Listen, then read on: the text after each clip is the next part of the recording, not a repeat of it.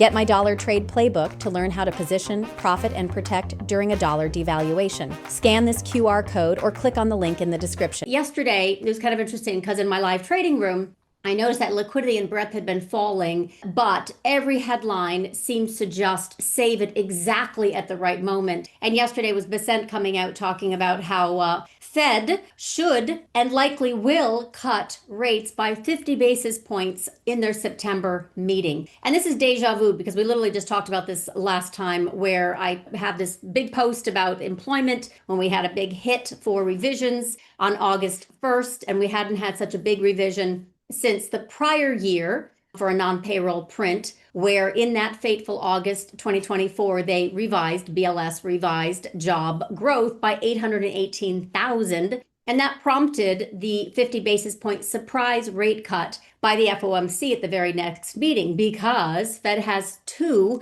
directives: price stability and labor market stability. So it was going in the wrong direction. Now, irony, I'm speechless talking about it, but on the same day as this year's BLS non-farm payroll report, that director was fired on the spot. They now have a new director who is threatening basically to withhold non-farm payroll monthly data until he understands the system better. So that means no transparency. And that's very kind of third world, or all the China criticism. The jokes write themselves. Anyway, the point is that this market loves loose monetary policy and all gas, no brakes fiscal policy and an AI narrative that sets all buyers, no sellers. So we basically have this backdrop where we had Bessent coming in saying they're going to cut 50 basis points. Well, the only way that they really should is if the employment situation is deteriorating, right? But we're not going to know because they're going to withhold the jobs data. So we're just going to basically be told to trust them. That's a hard sell for many economists. But the other surprise was in Bloomberg interview, Bessent came out, and this is really important because I've actually kind of sized this up for a few months in advance of mortgage rates falling and this kind of refi wave, small, not large like 2020 or 2009. But the point is, I have been betting on this refi wave that's going to hit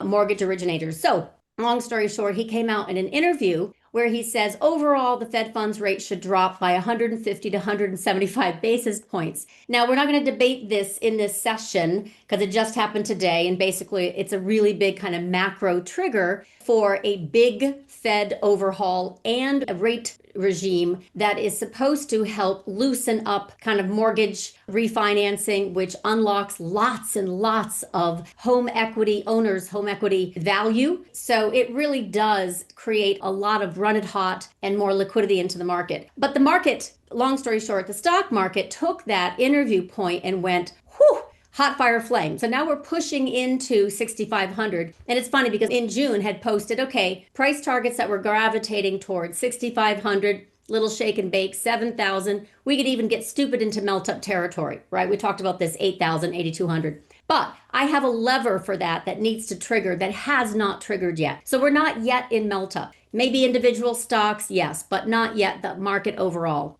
But anyway, getting back to this kind of market thought of hell bent on 6,500, which was a Market Thoughts post title. I'm changing it. It's hell bent on SPX 6666, because now that's where, of course, we've 10x'd from the bottom of March 09 at 666, and many are kind of placing their bets that we're going to reach that sooner rather than later, before any shake and bake. So anyway, just want to kind of preface that backdrop as it relates to Bessent really adding tons of promises and or BS, however you want to read that, that's up to you. But the point is the market loves rate cuts, and they're going to be pricing in more of them. And that's what's driving some of this outsized run. Okay, so I just wanted to get that off my chest because we don't have CPI to interrupt, in other words, inflation spike to interrupt a growth scare. We don't have unemployment, we'll have jobless claims tomorrow, but we won't have non-farm payrolls on a monthly potentially to also interrupt this momentum and trigger a growth scare. So we're kind of a bit running blind, which is very disconcerting.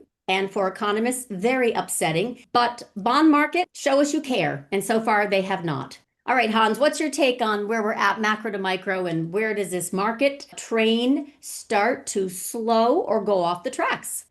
Well, I raised my 6,500 target to 7,000 this week. So I am on board. I'm playing the game. I just don't see, I mean, the bond analysts are confused. I'm not sure what there is to be confused about. This market, they're throwing fuel on the fire here. As you said, it's all gas and no brakes. The market didn't need 50 basis points. It didn't need any more reason to keep going. AI is enough of a reason. Productivity, promises of productivity are enough of a reason. The Fed already thinking of cutting 25 basis points during a relatively strong kind of a PMI outlook. If you cut into a non-recessionary type environment, markets do that just fine. So you've got all kinds of things going on, potential for margin expansion from productivity. So I think we're entering into, and I've mentioned this a few times, where it is almost like a known unknown. Entire market, you sort of point to stocks that don't have earnings and go, well, I don't know what they're worth. And so they can be worth anything. And so the market is kind of absorbing a little bit of that in a sense, because nobody has any idea. Analysts have no clue. They think very linearly. They look, oh, well, what's growth been the last little while? Well, I'm just going to extrapolate and look at, well, that's what growth is going to be. No, they're not even close. They're so off the mark. They have no clue what's going to happen here from this AI inference stage that is going to infuse the economy with unbelievable, but almost incalculable benefits. We don't know exactly where it's going to be, but it's what it's going to be. And so that really makes this very, very difficult to put your finger on. And right now, the market is saying that it's glass half full. I don't see why it would say glass half empty unless we saw a real big drop in employment, which is, of course, always a possibility at some point, because you can't just sort of fire half your workforce because you can use AI agents now without some sort of impact happening. So I think the speed with which this sort of occurs over time is going to be very, very important, because there is this sort of theory that, well, if you create this productivity boom, you're going to unleash all sorts of other things that lead to perhaps other roles for people and new innovations and all that stuff. I mean, that's kind of how things are supposed to work. But can you retrain people fast enough? I really doubt it. AI really moves very, very quickly. So, but that's down the road. The market is not really worried about that at this point. And so 900 points ago, I said, look, we're probably going to melt up. Of course, everyone was talking about, well, in the fall, we're going to worry about people saying, well, is all that, there's going to be softness in the economy. And I said, no, everyone's going to say, well, that was just because of the pull forward. And then they're going to look to regulation. They're going to look to rate cuts. They're going to look to all these nice things that are going to be happening, the positive promises from this administration. And then AI is just going to start juicing everything up. And so that's what's happening. Now we've had sort of the mechanical move. And in fact, I would have said probably around 6,100, that mechanical move has sort of played out in terms of those vol targeting funds, those kinds of funds that kind of had to get back in. They're kind of topped up at this point. And I remember at that point, I said, well, at that point, you've sort of had the short covering. Certainly not by any means has the smart money gotten back in. They have gotten this so wrong, it's not even funny. So there's still some money to come back in from all the very, very smart people who got out and thought we were heading into a global recession. So they're starting to push back in, realizing what's happening with AI and rate cuts coming. So you kind of have that sort of playing out. But I said, listen, we need to start seeing something real at this point. It can't all be sort of mechanical and short covering and being on the wrong side of things. Remember when the Russell was shorted, like I don't think we'd ever seen short